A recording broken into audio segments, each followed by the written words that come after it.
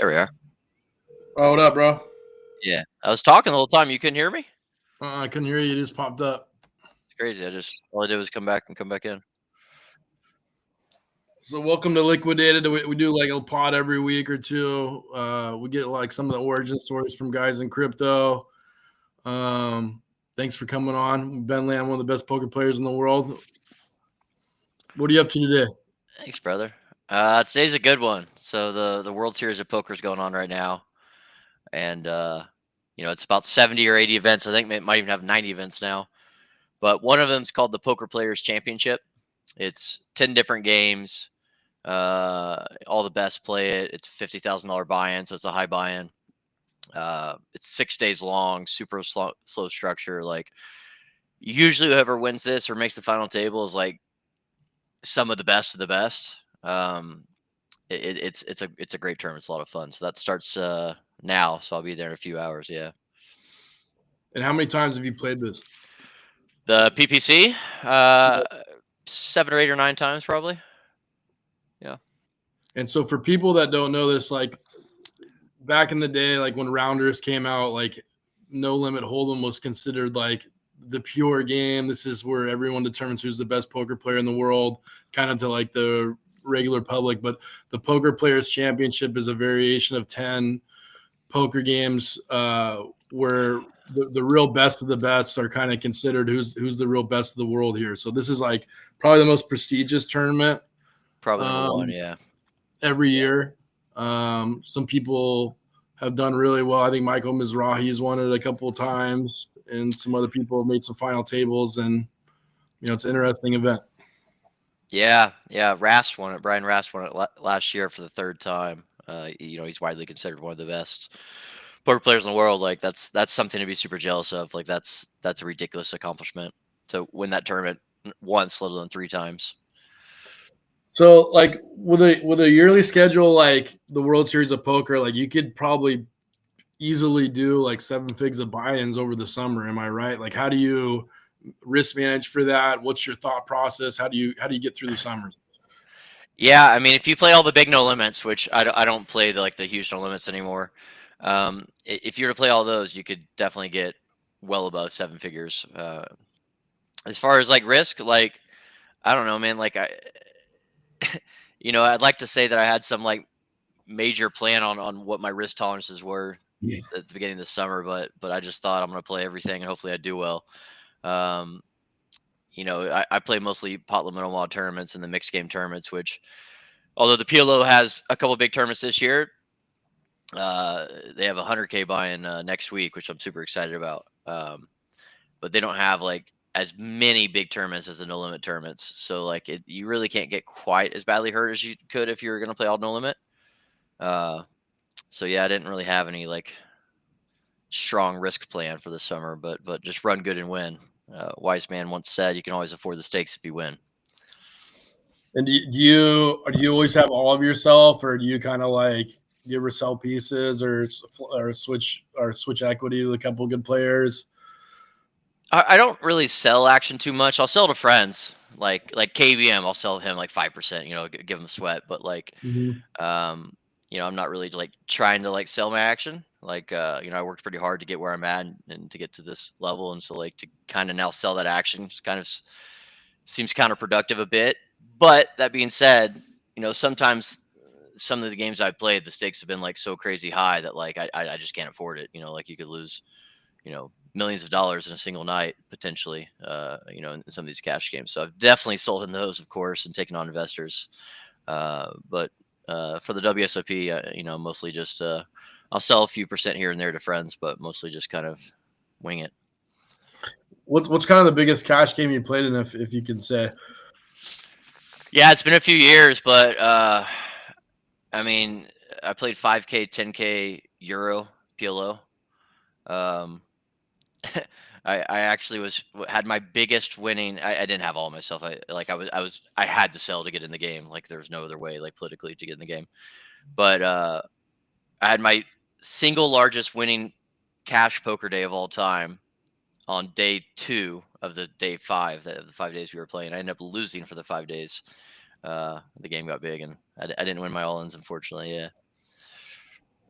So, like with games that big, like I'm like unaware of poker players being that rich. Is it mainly like just like rec players that are playing that want to feel something, or what? Like, Yeah, I mean, this game was kind of built around a very wealthy individual that wanted to play bigger and bigger and bigger. He wanted to play bigger than that.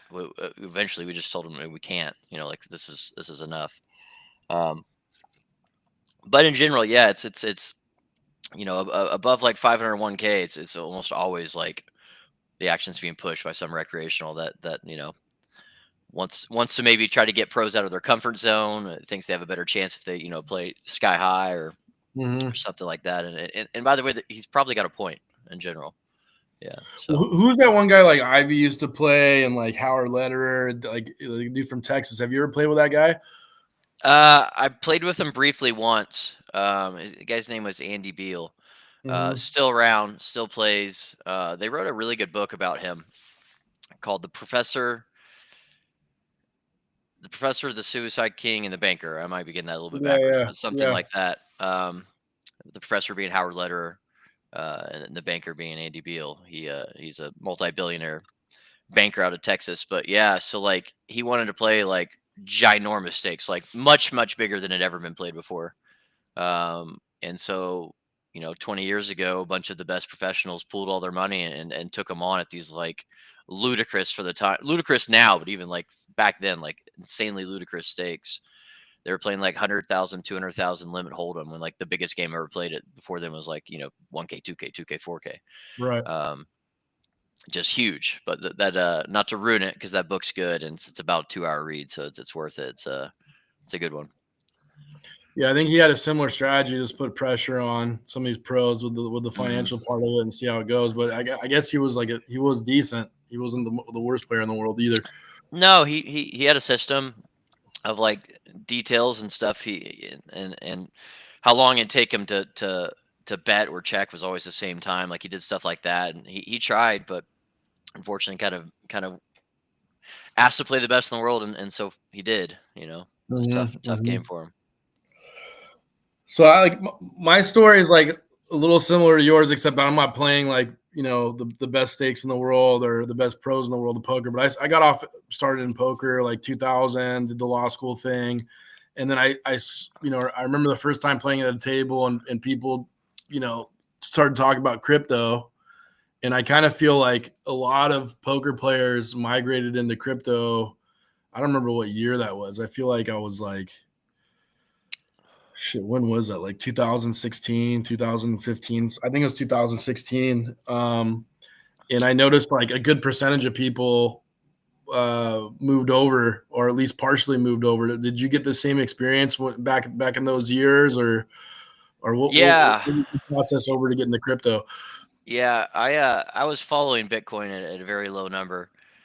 Never even thought about buying it. Like it's just like this really cool, interesting thing. And then it started Mhm, going up, and then I think it kind of became like somewhat relevant in the poker community, like widely, somewhere around $1,000.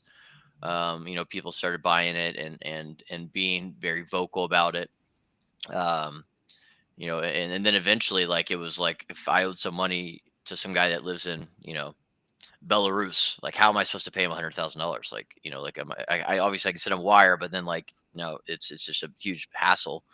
So Bitcoin kind of became a settlement layer for poker players. mhm, I would say starting like 2016, 2017 for sure is like when it became like pretty widely accepted. Like if someone owed you money, they could always just send you Bitcoin.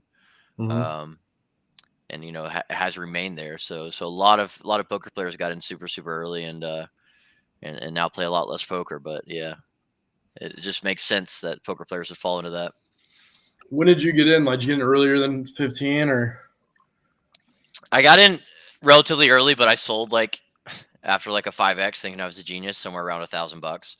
Yep. Um, and I got back in the 4 and 5,000 range. So like I'm not one of those guys that unfortunately bought a bunch of $100 Bitcoin like some of my friends, but obviously I'm very pro crypto. I think it's going eventually to some crazy number, and uh and as it goes up, it's quite nice to you go back home for Thanksgiving and grandma don't give you too much shit because because Bitcoin's up.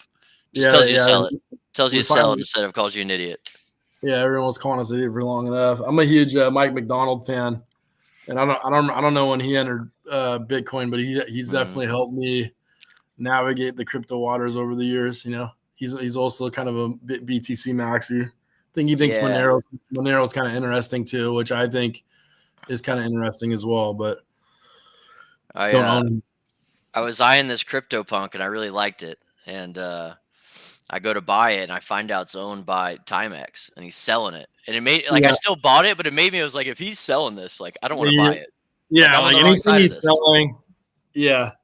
Yeah. It's The only always thing he the down only bad thing he immediately. max fucked me on was like a degen ape. Like he was bullish on degen apes for a while. Either that or I just bought one from him and I just got burned just like you did. It's like, He's sharp. If you try to stay on the right side of Timex's trades, you'll end up doing real well. Yeah. yeah, but I'm just not smart enough for him. It's like I'll read half his tweets and like they make no fucking sense to me. Like, you know, like I don't know if you feel the same way, but he'll say like some ridiculous shit. Like, what the fuck is he even talking about? You know? Too smart for his own good, maybe. Is he playing poker anymore? Is he just retired or what? I think he lives in Canada and just kind of does whatever he wants. I don't think he has played much poker, if at all, in the last few years. I mean, I'm sure he's played here and there, but definitely hasn't been active in poker in probably like 8 years. Yeah, Yeah, that's usually what happens to the guys that make it. You know, they kind of slowly phase out of poker and maybe play some big bet for the yeah. nostalgia. Um, so tell me about you. Like you started this company. Is this your first crypto venture? Honestly, this was like my first like venture. Yeah. I dropped out of college to be a professional poker player. When I was 19 or 20 years old. And quickly went broke and got a job dealing at the casino, dealing poker. Um, and I quit that when I was 21, moved out to Vegas shortly thereafter, and kind of took off from there. Obviously, a bunch of ups and downs along the way, but like as far as the only job I've ever had, it was a dealer at a India casino in Tulsa, Oklahoma, that I got fired from. Like I've largely was unemployable for 20 years, but uh with poker I found this passion in my 20s and into my 30s that I didn't have for college. Like I was happy to just to look, study, play poker, talk about poker for 16 hours a day, all day, every single day. Like I was just very passionate. And with Yeet I've kind of found that same thing, like as in I'm happy to wake up 6 in the morning, which I've never done in my life unless I had a tea time at 7. Mhm. um and work till midnight and just try to make the best product we can make. So as far as is this my first crypto venture? Yes, this is my first job, man. Like, but I'm fully into it, fully loving it. It's a lot of fun. And is there a certain aspect of it that makes you like passionate about it? Do you think it's like playing like a game, or is it have you like kind of like associated with that, like the strategy of it, and like trying to gain market share in the industry, trying to deal with like you know what people would like, what people wouldn't like Hmm. what makes it fun for you? Well, so being that I've gambled for 2 decades and had good wins, bad losses, like all of that, like I think I have some insight onto what like a gambler would want in like an online crypto casino. And I've also played on online crypto casinos, Mhm. so I've had insight on what I would want. And it sounds super cliche, but like that's kind of what we tried to build. Like as far as the VIP program, for instance, goes, like I I hated the way one of the major casinos did it, because you'd always have to ask your host for like your monthly and your rewards and this and that. It was such a pain. I was like, well, screw that. Like, let's just put all of our rewards on one page. You don't have to beg anyone for anything. It's right there. Go claim them. You earned them.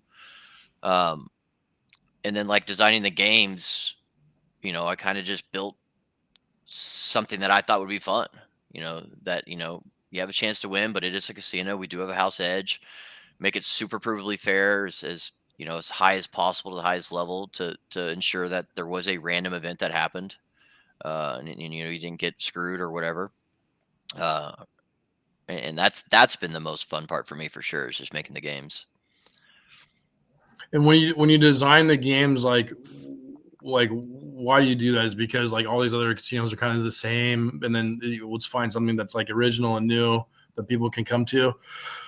Yeah, I mean, if we just make a clone of stick.com, like we're drawing dead. Like we have to be different. We have to be different in a variety of ways, or like why would anyone play on Yeet versus the 100 other online casinos, that all do sometimes more or less the same thing. Obviously, everyone tries to differentiate themselves some, but like, like that's our goal is to be different and keep creating new things and new um things to do within the space that haven't been done before. And the first part of that is obviously the new games that we build, and we have a bunch more coming. And we're going to keep Yeah, pushing that envelope.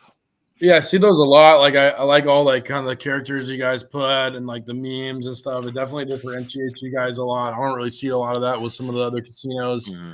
What's the whole kind of weird dialogue on Twitter the last few days with some of these like FaZe Banks influencers and all these other nutcases? Like, I don't know if you want to speak on some of this stuff, but like, what's going on with Luck.io and some of these other people that are competitors? But I guess like I don't know, if it's like a finger point contest or what, but it's like seems like most of these casinos are all kind of similar. Like, what's the big gripe?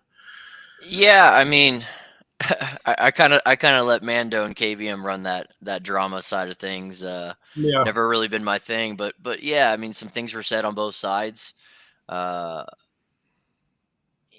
maybe some untrue things were said on one side, and we just kind of want to correct some of those assumptions that were made. Yeah. Sorry for the yeah. super political response. No, I get it. It's just like it's kind of interesting. I think it'd be a weird world for people to like be like throwing rocks in glass houses for both ways. Like gambling obviously is not meant to bring you generational wealth. So it just Yeah. And when it comes down to it, like as far as the use case for crypto goes, casinos kind of make a lot of sense. Like this space is huge and getting bigger every single year. So um, everyone there's gonna be a bigger pie for everyone, every single year. So everyone can succeed is what I'm getting at. yeah. I mean, I guess for me personally, like I'm not a big online gambler. It's not necessarily my thing, but like if I'm trading or lose a few bucks and want to try to make it back in one trade, I'll double down on a blackjack hand or something like that and try to run it back. So at least you have access right from your computer to get that to try to get that shot back. You know what I mean? Yeah, yeah. Fair, fair. Low edge, So blackjack too. what's that? It's a low edge, one of the lowest edge games you can play. Yeah, what's the best one? Is it Baccarat or what? Baccarat's 1.06 if you play banker, 1.18 if you play player. So slightly better if you play um, banker, but blackjack can be less than that depending on the rule set. It can be as low as like 0.26%. Most casinos probably keep it around half a point. Mm-hmm. And then obviously, like if you don't play basic strategy, which I think like 90, if you ask 100 blackjack players that play basic strategy, I think 80 will tell you yes, and like 5 will do it or 3 will do it. Like actually, like the splits and double downs get quite interesting and difficult to like know how to do them all. Um, and so I think most people play worse than basic strategy, but if you do play basic strategy, you can get the edge down to sub 0.5%. If you're good. Hmm. Yep. What's do you have any good poker stories you can tell some of the viewers, or what's some maybe the biggest cash game you had, or A buddy of mine actually reminded me of a funny one the other day, so I'll tell it. That I guess I hadn't told in like 8 or 9 years, but it's just super interesting. Anyways, we're playing this private cash game in Vegas, uh, 12, 14 years ago probably, and I'm losing. I'm buried. I'm down like 140,000. The game's like really good, but like I just can't win a pot. I'm buried. We're at the Palms Hardwood Suite, which is like the Palms Casino had the suite with a half a basketball court in it, and like it was all basketball themed, whatever. And Paul Pierce was playing the poker game, uh, and me and my buddy are shooting around. He comes out and he checks me the ball, and like I kind of like dribble it up, and he swats it away. And mm-hmm. I was like, "What odds would you give me to score on you 1-on-1?" He goes, "You can't score on me 1-on-1." I was like, "Yeah, but what odds would you give me?" He goes, Mm-hmm. "I'll give you $100,000 to $100." I was like, "All right, bet." Hand him $100. Like, okay, so my goal was as soon as he checked it to me, I was just gonna throw it up. like as quick as possible. Like I'm not a good Mhm. basketball player. This is Paul Pierce. Like I'm not getting past him. I'm not dribbling past him. He's probably gonna foul me even if I do. Mhm. So like, but he's smart. He just checks it to me like real slow. So by the time he's on me, he's like this on me, and I'm screwed. I mean, I got no shot. I'm trying to get like a one-handed shot around him.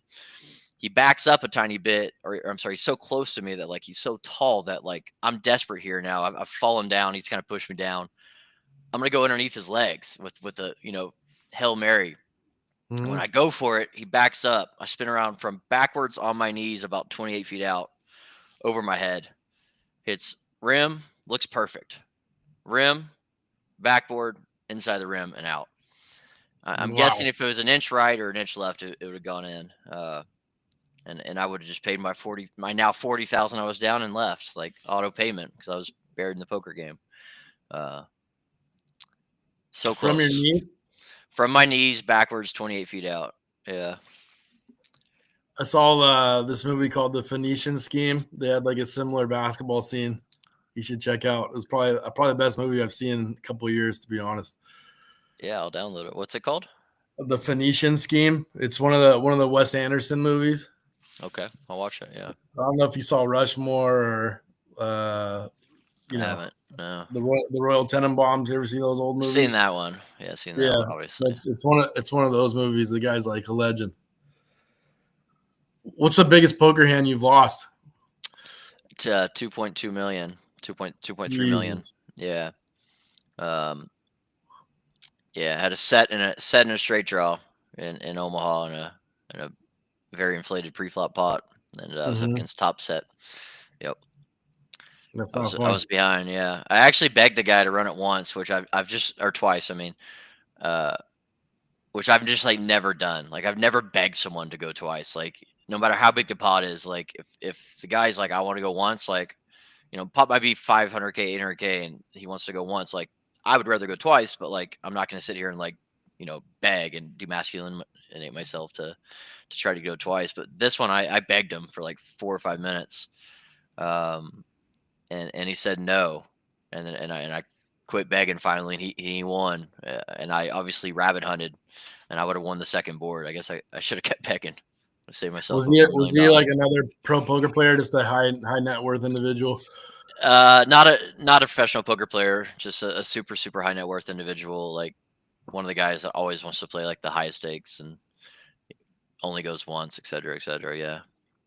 It seems to be like some of the players that like want to play poker, like that are high net worth. They just like busting someone like financially. Yeah. I mean, some people, want to tear the wings off a butterfly, as my buddy would say. Hmm. They just kind of want to watch the world burn and they want to cause pain. Yeah, Um, if you're at some like basic human instinct, they want to like put you on the street. They want you to be broke. Like they want to be the only one with any money, and everyone else yeah. should be broke. Um, I know one of my favorite things to do is to show up to like a house game and then try to bust like the house player and like put them in really high risk spots. But it's not because like I want them to go broke. It's just because I like some of those guys like have quite a bit of arrogance to them, like and how wonderful they think they play poker or whatever else. So I think it's fun to do sometimes. Plus, they're probably trying to take all the little guys' money. So, but yeah, sometimes it might work out for them because I obviously I'm there to gamble, but I'll put them in big pots for sure. I think me and you are overdue for a heads up match. I would love to play. I'd love to play. Let me know. I'm gonna be in Vegas for the World Series, Maine, the first week of July. A little stressed out from Bangkok here because I'm having some issues with my office and my Dropbox. So I might be flying back early. We'll see what happens. Yeah, yeah, But I have like all these backup drives and everything else, but I'm having some issues with it. I got some IT guys in my office right now, so a little stressed out this morning. It's 4 a.m. in Bangkok right now, by the way. I was wondering what time it was. Yeah, did you just wake up or are you still going? No, I've been super healthy out here. It's like Bangkok can be pretty dangerous, like the nightlife, but like I got a fiance out here and stay at the Rosewood, which is pretty nice. And basically, they have these like Japanese onsens that are incredible. Like if it was in LA, it'd be like $600 a day pass. Here, it's like $20, and it's like beautiful place. And then I go boxing like in the afternoon, and then there's like hundreds of Michelin star restaurants here. So like I'll eat Michelin star restaurant for 50, $60, check out some temples, some wholesome stuff. So it's been a great trip. Is there any other Americans out there that you're hanging out with, or are you just you and your fiance versus the world? No, I saw JMO one night. We played like 50K bot cap, like 5 card PLO, which was fun. And Did I you played win? with a couple. I did. I won like, I don't know, 10 grand. It wasn't a lot of money. And then It's a lot of onsens. yeah, hung out with Alex Weiss and got a feel for that nightlife for one day. Wow, you in Vice City. Yeah, and there was a couple other guys there like that I never met before. They were crypto guys, but I guess they're big, huge BTC whales. So there's a lot of crypto people here. I think Hentai Avengers here. I don't know if you remember him from Twitter. He was a pretty good trader back in the day. And then there's a few other dudes, but I think they generally live in Bangkok. And I'm considering moving here like half the year, but I got a kid that's 10 years old. So when he turns 18, I'll probably be here be here half the time. Then maybe I'll sing like San Diego, maybe half the time, or Miami or something like that. But I think I don't think Miami's for you, buddy. I don't think you're going to survive it. yeah, I won't stay. No one I won't survives stay in Miami. Miami, but I meant like Boca, like an hour out. Okay, yeah. But if I lived in Miami, I would not make it. I live in Las Vegas for 18 years, and Miami scares the shit out of me. I would never live there. Yeah, I've been there like twice, and every time I go there, I can't. I'll never come back here again. I can't come back here. It's too much. Too much. So what's the future plans for Yeet? Is there anything new coming out soon, or are you guys just like kind of steady with that? Yeah, we have like a whole internal wish list or roadmap is a better word of stuff coming out. A lot of it's coming out like today. Like right after this call, I have to go test something that we've been working on for the VIP program. That's going to make it like, I don't know, a lot better, especially at the higher levels, like more rewarding, more progression. Um, small things like tipping. Like you can't tip on the site right now, meaning like a streamer player. I can't send my buddy $20. There's no P2P transfers. Like small things like that are coming out today. But we have some like really cool stuff. Specifically around the games, and some like tournament stuff that's going to be super interesting to see. Some PvP stuff where you can, like me and you could do, like we could bet versus each other for whatever we want, say $1,000, with Yeet just being the settlement layer, charging $5 or something. Yeah, one thing I never understood is like I always want to make this. Like you're gonna laugh at me, but like I always want a paper rock scissors crypto game. Like why can't you just put paper rock scissors on it so people just PvP? Like I want to play paper rock scissors against my friends. We met with a group that we actually looked into hiring them. They were good. We never actually did, but they were good. But they made an on-chain paper rock scissors game. I forget the name of it, but it exists. It's on Solana. You can go play it right now. You could go play for $1,000 right now. Yeah, I love it. Yeah, like that to me, like just a simple site that has a red button or a blue button, like would be enough. I feel like enough people would like just gamble on that. Put some dragons around, like that would get like plenty of. Let's not hire you for game design, brother. A blue button or a red button, and there's dragons. Gotta make $1 million. What do the dragons do? Let's really dive into this one. What do the dragons do? Just there. Reddit dragons. Just get the Chinese market out there. But what's up? Fair enough. Let me what about the marketing side of like all this? Like what's the deal with all these fucking streamers and people gambling on stream, and like how does that generate revenue? How does that generate market share? Like yeah, I mean, so these streamers have like very dedicated audiences. Like they've got their 2 or 3 guys. They watch them all the time. They cheer for them. They root for them. And inversely, some of these streamers are a bit like more like a heel, like hated. And so when they lose, like people celebrate that. So like both sides of the coin, of course, but both are going to get views. Both are going to get attention. And these content creators are getting like better and better, and they're bigger and bigger. Like the top guys in the space are making mid 8 figures a year, like for streaming casino games and IRL stuff, whatever. Like it's a huge market, and obviously we haven't really dipped into like any of the really big guys yet. But like something we're definitely trying to do in the coming months is to hire some of the bigger streamers. Um, when it comes down to it, on a basic level, they are just there to get eyes on your product. Like, we spent 14 months on development of our product. We need people to look at Mhm. it, or no one ever use it. Um, so it's just another marketing tool to get people to see your product, see why it's different, see why it's potentially better. Yeah. So guys are just like spending mid-eight or making mid-eight figures like streaming gambling. Are hmm they like are they losing some of that money or like it's real money? I'm assuming. So like Yeah. I mean, some of it looks a little hard to believe at the very high end to be like, yeah, obviously 1 to 1. yeah, Uh, but I'm sure everyone's deal is a bit different, but yeah, it is at least partially real money, and people are winning and losing. Like Stake might pay some big streamer 100 million bucks a year, but he has to gamble with that money. He might lose some of it along the way. He might lose yeah, it all along the way. And yeah. basically work for free for the year. Yeah. It's pretty insane how much money there is in the world. Like when you think about it, like it's like wow, there's some of these guys.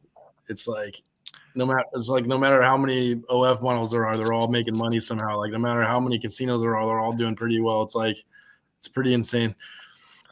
Yeah, I always see those posts come across my Instagram. It's like, this is like that actor you love, and he made 15 million last year. He's like, he's Yeah, awesome. yeah. And then here's this content creator you've never heard of, and she made $50 million last year. It's like pretty crazy that like these content creators are actually making more than like Hollywood stars now. Like it's gotten so big. Yeah, I think Hollywood's like largely dying, right? I mean, it's like with all the unions and all the the the, the things that come into making a film with AI and with everything else. Like I don't think there's going to be like a mainstream Hollywood in like 20 or 30 years or even 10 years. Yeah, Um, I mean, who knows? Like AI is going to basically change every facet of life as we see it. yeah.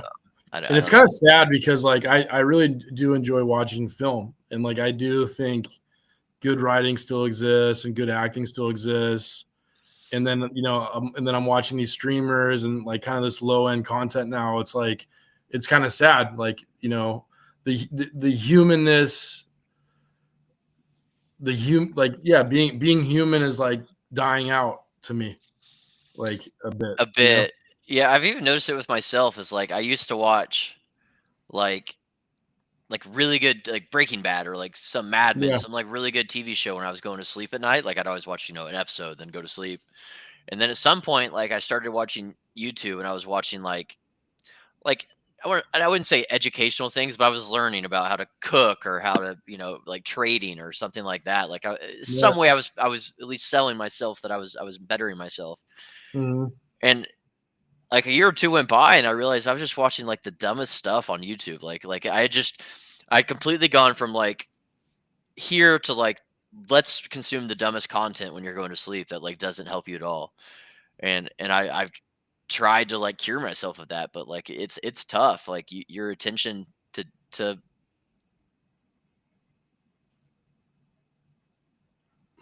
Manny there froze out a little bit. media like becomes lower. That's why more in 10 or 15 seconds. Yeah, like that's what I do too.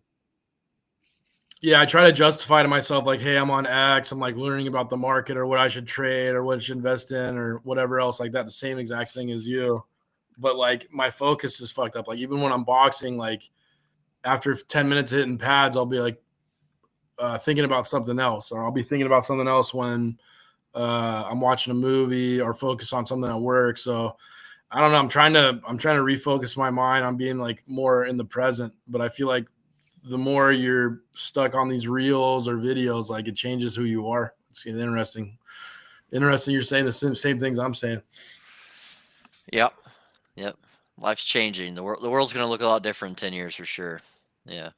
I mean, it looked a lot different 10 years ago, but like I think this next 10 years, you know, maybe we've been saying this for 100 years, and it's always like 10 more years it'll be a lot different. But Yeah, but I think this Engineer. time it's like Yeah. it's like there was the Industrial Revolution, Mhm. and then there was like I don't know the internet age, the information revolution, Mhm. the iPhone, and the AI, and every one of these things is becoming like shorter and shorter. And I don't know about you, like especially the last like few weeks with all the war stuff and all the tech stuff that's happening. It's like I kind of feel like it's too much for me. Like in it, the faster things are going to speed up with AI, it's like I think there's going to be it's too much things happening at once. It's kind of it's too overwhelming for me. Yeah, yeah, no doubt. It's interesting times, scary times. Who knows what's the next with AI for sure. It's going to be quite crazy. Yeah, Yeah, well, at least though, hopefully, I don't see there not being a World Series of Poker 10 years from now. There'll still be UFC fights, hopefully, and I don't that's know. Maybe there won't be poker 10 years from now if everyone plays like perfectly game three optimal. Like there's no game to play. yeah, that's what I was thinking. Like even with sports books, like is AI going to be able to figure out like with too much precision, like the sport betting industry is going to go down, like Well, you couldn't know, the, couldn't the other side figure that out too? The bookmakers, couldn't their lines be sharp enough? I mean, you're still betting on unpredictable outcomes of multiple people playing a game. Like, yeah, yeah, I think if anything, I will say this: in the last like 40 years, the sports betters, the sharpest sports betters, were always one step or two steps or three steps ahead of the best sports books. hmm So maybe for at least for a while, like there will be a way to beat sports, but um, and crush them, But the bookies always catch up. Yeah. they typically do. I used to be involved in that space for quite some time. I had a pretty bad year last year, so I decided to retire. But there was 20 years of free money for a while, which You was fun. you you won for 20 years, then you had one bad year and quit. Well, I was on the book side of things, but yeah, Okay. one bad year, and also I was getting to a point where it's like, do I really need to have this in my life? Yeah. Uh, it's not really worth it. So, but it was Yeah. it was a fun time for a while and helped pay for some vacations and some other things and all those other stuff. So Bought I'll you I'll some leave Bitcoin. I'll leave all the gaming stuff to you these days, but I got to run back to my office. I'm worried about my Dropbox, but thanks for coming on, Ben, and I hope you win the Poker Players Championship. You deserve it for sure. All How right. close have you gotten before? Final tabled it once, but it's been a while. Yeah, it's a tough one. I mean, like all these tournaments, to be brief, they start this big, and there might be this many good players and like some okay players and like some like full just rich guys wanting to play, Yeah, which all of that's great. But this tournament's such a long structure. By the time you get down to like the final like 10, 15, 20 people, like it's going to generally be really good poker players. yeah. Maybe like the top five guys all busted, but like you're gonna have some really good guys, and some of those top five guys are likely in there. So you're gonna have to play your ass off at the end of the tournament when you're playing for all the money. But I don't know about you. Like, obviously, like if I play poker, I'm trying to make money. But like the most fun times I've had playing poker is when I'm playing against the absolute best or who the people I think are the absolute best, and that's when I'm really enjoying myself. Like, I don't know how you feel, but that's kind of how I feel. So is that the kind of the kind of feeling you get when you're playing? I would say like as far as enjoyment goes, yeah, like playing against good players like is more enjoyable, but like it's my job, like my it's how I've paid my bills for 20 years. Yeah, So, in general, I'm going to seek out a softer game that has, a doctor, a lawyer, and a professional athlete in it right. versus seven of the smartest 24-year-old Belarusian kids in the world. Yep, yep. I get it. Well, hopefully this is good luck for you, brother. I hope you win today, and I'll be hitting you up for updates. I appreciate it. Thanks, Eric. Thanks for having me on, and look forward to seeing good things about you in the future. I'll see you in a week or two. Yes, sir, brother. Later. Bye.